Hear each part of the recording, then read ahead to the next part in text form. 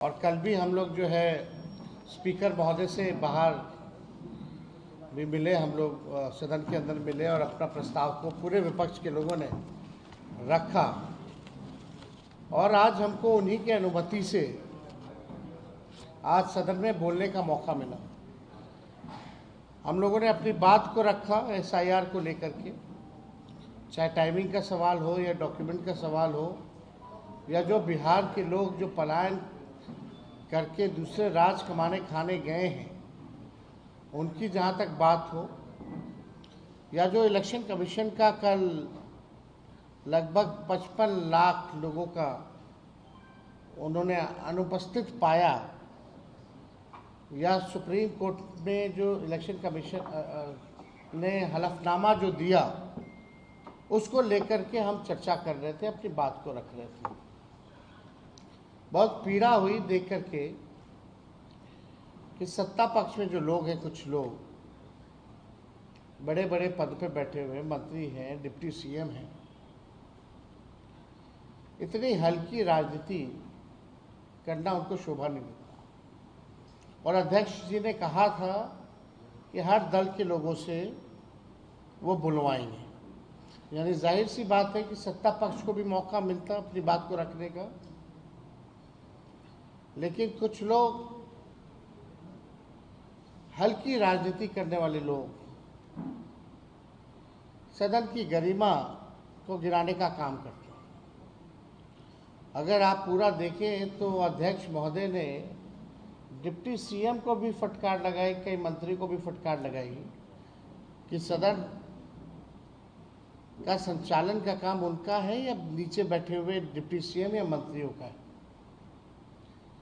हम तो अनुमति से बोल रहे थे, लेकिन डिप्टी सीएम का कमेंट आता है जो विजय सिन्हा है, जिनको कुछ आता जाता नहीं है, बकवास करने में दिलचस्पी रहती है, हाईलाइट कैसे रहे, कैमरे के सामने बस कैसे बने रहे, खबरों में कैसे रहे, दिन भर उनका काम इसी पर है। और उनका बयान आता है कि यही बोलता रहेगा, खैली कितना बोलेगा, क्यों बोलने दिया जा रहा है। इस तरह का बयान कितना अमर्यादित है। सदन में अगर विपक्ष का नेता नहीं बोलेगा तो बोलेगा कौन? सवाल अगर विपक्ष नहीं पूछेगा तो जवाब कौन देगा, जब सवाल ही नहीं पूछे जाएंगे तो। और हम सब लोगों को लगता था कि भाई सब पॉलिटिकल पार्टी अपनी राय को रखेगी एसआईआर को लेकर के, तो बात वहां उखड़ करके आई। आप लोगों ने अगर गौर किया होगा तो कि हमने कहा कि सूत्रों पर ये दोनों उप मुख्यमंत्री जो हैं बयान देने लगते हैं। इन लोगों ने बयान दिया कि भाई बांग्लादेशी हैं, फर्जी वोटर हैं, नेपाल के हैं, म्यांमार के हैं। और जब हमने सबूत दिखाया, ये बताया कि सुप्रीम कोर्ट के में जो इलेक्शन कमीशन ने एफिडेविट दिया है, हलफनामा जो दिया है 700 भी ज़्यादा पन्नों का, उसमें कहीं भी विदेशी नागरिकों वोटरों का जिक्र इलेक्शन कमीशन ने नहीं किया है। जब किया ही नहीं तो इस तरह का बयान महत्वपूर्ण पद पे बैठा हुआ व्यक्ति इस तरह की राजनीति अगर करता है तो इसका खंडन होना चाहिए। यही बात हमने कहा कि भाई बीजेपी के भी कई हजार बीएलए हैं और उन लोगों ने भी कभी भी विदेशी नागरिक या फर्जी वोटर के बारे में आज तक चुनाव आयोग में कंप्लेन नहीं किया। तो जाहिर सी बात है, बात को बुरा लगा उनको। और अगर होगा भी तो 2005 से सरकार किसका है 25 तक, 11 साल से प्रधानमंत्री कौन है? यानी आप ही लोगों की सरकार ने डॉक्यूमेंट दिया होगा। तो उन्हीं लोगों के पास जब कोई जवाब नहीं है तो कुछ ना कुछ करके सदन में हंगामा करा करके आज का जो एसआईआर पर जो हम लोग चर्चा कर रहे थे उसको बाधित किया गया।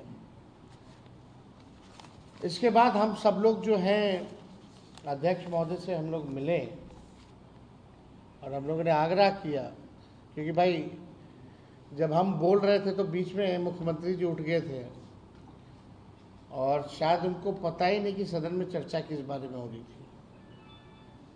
हमको जिस स्थिति में मुख्यमंत्री जी हैं, हमको पूरी सहानुभूति है कि उनकी क्या स्थिति हो गई है। पूरे सदन में सभी लोग जो हैं, सब लोगों को पता है था कि चर्चा किस पे हो रही है, लेकिन माननीय मुख्यमंत्री जी को पता नहीं, अपना जो बोलते हैं वही अपना बोलते रहे।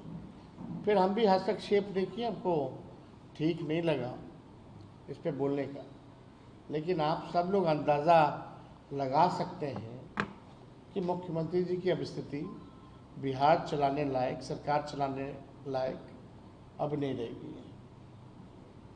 और कैसे बिहार चल रहा है रिमोट कंट्रोल से दिल्ली के दो लोग जो वहाँ बैठ रहे हैं, जो प्रधानमंत्री हो या अमित शाह हो, उन्हीं के इशारे पे ये सारा काम हो रहा है।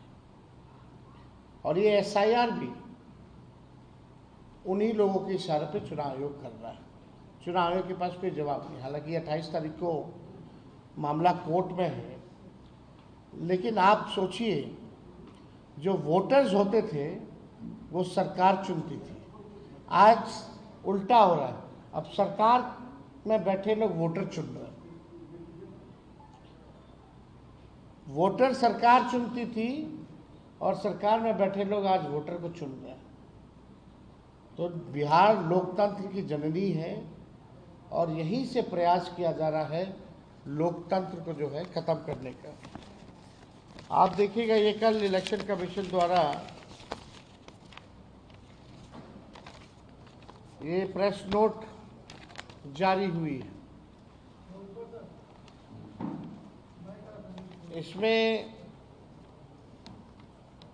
पाया गया कि लगभग 50 लाख से भी अधिक यानी 6.62% पाए नहीं गए अपने एड्रेस पे। और भी ऐसी संख्या है, ये कल तक का है। यानी आप समझिए कि ये लोग लगभग 50 से 80 लाख या हो सकता है उससे भी बेसी ज़्यादा जो सूची में से नाम यानी काटेंगे। और हमने 1% का जिक्र किया था। अगर 1% अगर कटता है यानी हर बूथ से 10 वोट भी, तो एक विधानसभा में 3200 वोट कटेगा। अगर एक विधानसभा में 320 बूथ है तो आप सोच लीजिए, वो 1% निकल के आता है 7,90,000, 7,90,00,000 वोटर जो है पिछले सूची में पाए गए। उसका 1% 7,90,000 जो लोग हैं, तो आप समझ सकते हैं कितने बड़े पैमाने पर लोगों का वोटर लिस्ट से नाम हट रहा है। अगर वोटर लिस्ट से नाम हटा तो स्वाभाविक है कि इस देश के नागरिक नहीं है। जो नागरिक है उसको तो संविधान ने अधिकार दिया है वोट देने का, और जब नागरिक ही नहीं रहेगा तो आप समझिए कि जो कल्याणकारी योजनाएं हैं सरकार की, चाहे पेंशन हो, राशन हो, सब गरीबों का बंद हो जाएगा, कुछ नहीं मिलेगा। तो ये केवल वोटर लिस्ट बनाने की बात नहीं है, अधिकार की बात नहीं है, बल्कि ये लोग अस्तित्व को ही खत्म करना चाह रहे हैं। तो ये बड़ा सवाल। अब आप ही लोगों के परिवार में किसी का नाम कट जाए तो उसका अस्तित्व ही खत्म हो जाएगा। तो ये बड़ा सवाल है। इसलिए आज का चर्चा गंभीर चर्चा होने वाला था, लेकिन उसमें माननीय मुख्यमंत्री जी का हस्तक्षेप, विषय ही नहीं समझ पाए कि क्या था। और उनके जो डिप्टी सीएम हैं, खुरपाती डिप्टी सीएम, उछल कूद में खाली विश्वास करने वाले, वो क्या क्या बोल रहे। अगर भाई वीरेंद्र जी ने जब हमको अगर टिप्पणी करके अगर डिप्टी सीएम बोला कि कैसे बोल रहा है, क्यों बोल रहा है, क्यों बोलेगा, तो भाई वीरेंद्र जी ने तो ठीक ही जवाब दिया। किसी के बाप का थोड़ी है सदन, ये सदन जनता का सदन है, जनता के लिए है, तो इसमें आपत्ति की क्या बात है। उनका नाम तो नहीं लिया इन्होंने, ना उनके पिताजी का नाम लिया। तो जो इन्होंने कहा उसमें कोई गलती नहीं थी।